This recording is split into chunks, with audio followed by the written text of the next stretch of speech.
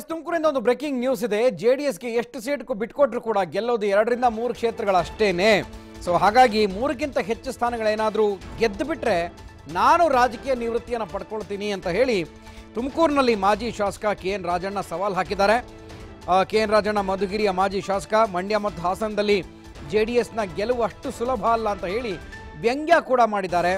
ಮೈತ್ರಿ ಸರ್ಕಾರದ ಸದಸ್ಯನಾಗಿಯೂ ಕೂಡ ಹಾಸನ, ಮಂಡ್ಯ, ಬೆಂಗಳೂರಿನ ಮುಖಂಡರೊಂದಿಗೆ ಸಂಪರ್ಕದಲ್ಲಿದ್ದೀವಿ, ನಾವೆಲ್ಲರೂ ಏನು ಮಾಡಬೇಕು ಅದನ್ನು ಮಾಡ್ತೀವಿ ಅಂತ ಹೇಳಿ ಒಂದು ಪರೋಕ್ಷವಾದಂತಹ ಸವಾಲನ್ನು ಹಾಕಿದ್ದಾರೆ.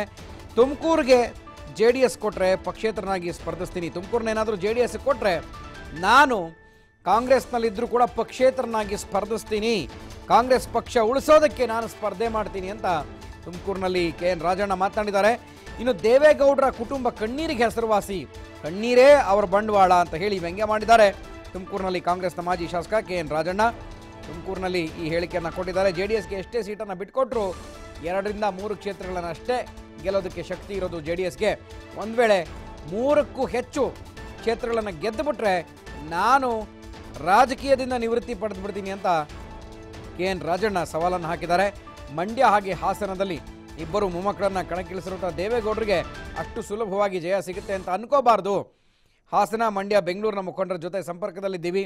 ಒಂದು ವೇಳೆ ತುಮಕೂರು ಲೋಕಸಭಾ ಕ್ಷೇತ್ರವನ್ನೇನಾದರೂ JDSಗೆ ಕೊಡೋದಾದರೆ ಕಾಂಗ್ರೆಸ್ನಿಂದ ಪಕ್ಷೇತರನಾಗಿ ನಾನು ಸ್ಪರ್ಧೆ ಮಾಡ್ತೀನಿ, ನಾನು ಸ್ಪರ್ಧೆ ಮಾಡೋದು ಕಾಂಗ್ರೆಸ್ ಪಕ್ಷವನ್ನು ಉಳಿಸೋದಕ್ಕೆ ಅಂತ ಹೇಳಿ ಸವಾಲು ಹಾಕಿದ್ದಾರೆ. ಇನ್ನು ದೇವೇಗೌಡರ ಕಣ್ಣೀರಿನ ಬಗ್ಗೆ ವ್ಯಂಗ್ಯ ಮಾಡಿರುವಂಥ ಮಾಜಿ ಶಾಸಕ ರಾಜಣ್ಣ ಅವರ ಕುಟುಂಬ ಕಣ್ಣೀರು ಹಾಕೋದಕ್ಕಷ್ಟೇ ಹೆಸರುವಾಸಿ, ಅದೇ ಅವರ ಬಂಡವಾಳ ಅಂತ ವ್ಯಂಗ್ಯ ಮಾಡಿದ್ದಾರೆ. ದೇವೇಗೌಡರಿಗೆ ನಿಮ್ಗೆ ಹೇಳ್ಬೇಕಂತ ಹೇಳಿದ್ರೆ ಅವರು ಮೊಮ್ಮಕ್ಕಳನ್ನ ರಾಜಕೀಯದ ಅಭ್ಯರ್ಥಿ ಅಂತ ಘೋಷಣೆ ಮಾಡೋವರೆಗೂ ಅವ್ರಿಗಿದ್ದ ಅಭಿಪ್ರಾಯನೇ ಬೇರೆ. ಈ ಘೋಷಣೆ ಮಾಡಿದ ಮೇಲೆ ಅವ್ರ ಬಗ್ಗೆ ಇರ್ತಕ್ಕಂಥ ಅಭಿಪ್ರಾಯನೇ ಬೇರೆ. ಈಗ ಮುದ್ದನ್ಮೇಗೌಡ ಯಾರ್ರಿ, ಅವ್ರ ಮಕ್ಳಿಗಲ್ವೇನ್ರಿ? ಅವ್ರ ಸೀಟನ್ನ ಇವರು ತಪ್ಪಿಸ್ಕೊಂಡು ಇವ್ರು ನಿಂತ್ಕೊಳ್ತೀನಿ ಅಂತ ಹೇಳಿ ಬಂದ್ರೆ ಏನಪ್ಪ ಅದ ಅರ್ಥ? ಇವ್ರ ಮಕ್ಳಿಗೆ ಉದ್ಧಾರಕ್ರ ಇವರು? ಅದರಿಂದ ಬಹಳ ಅಸಹ್ಯಕರ ಆಗೋ ರೀತಿಯಲ್ಲಿ ಅವ್ರ ಕುಟುಂಬದ ರಾಜಕಾರಣ ನಡೀತಾರೆ.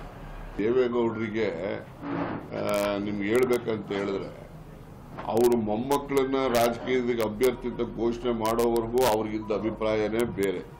ಈ ಘೋಷಣೆ ಮಾಡಿದ ಮೇಲೆ ಅವ್ರ ಬಗ್ಗೆ ಇರ್ತಕ್ಕಂಥ ಅಭಿಪ್ರಾಯನೇ ಬೇರೆ. ಈಗ ಮುದ್ದನ್ಮೇಗೌಡ ಯಾರ್ರಿ, ಅವ್ರ ಮಕ್ಳಿಗಲ್ವೇನ್ರಿ? ಅವ್ರ ಸೀಟನ್ನ ಇವರು ತಪ್ಪಿಸ್ಕೊಂಡು ಇವ್ರು ನಿಂತ್ಕೊಳ್ತೀನಿ ಅಂತ ಹೇಳಿ ಬಂದ್ರೆ ಏನಪ್ಪ ಅದ ಅರ್ಥ? ಇವ್ರ ಮಕ್ಳಿಗೆ ಉದ್ಧಾರಕ್ರ ಇವರು? ಅದರಿಂದ ಬಹಳ ಅಸಹ್ಯಕರ ಈ ಸ್ಥಾನವನ್ನ ಕೊಡ್ತಕ್ಕಂಥದ್ದು ಸಾಧುವಾದಂಥದ್ದಲ್ಲ. ಮತ್ತೆ ಸಾಧ್ಯಕ್ಕೆ ಮುದ್ದನ್ಮೇಗೌಡರು ಲೋಕಸಭೆಯಲ್ಲೂ ಕೂಡ ಬಹಳ ಸಕ್ರಿಯವಾಗಿ ಎಲ್ಲ ಚರ್ಚೆಗಳಲ್ಲೂ ಕೂಡ ಭಾಗವಹಿಸಿದ್ದಾರೆ. ನಮ್ಮ ಜಿಲ್ಲೆ ಸಮಸ್ಯೆಗಳ ಬಗ್ಗೆ, ರಾಜ್ಯದ ಸಮಸ್ಯೆಗಳ ಬಗ್ಗೆ ಪರಿಣಾಮಕಾರಿಯಾಗಿ ಸದನದ ಮುಂದೆ ಮಂಡಿಸಿದ್ದಾರೆ.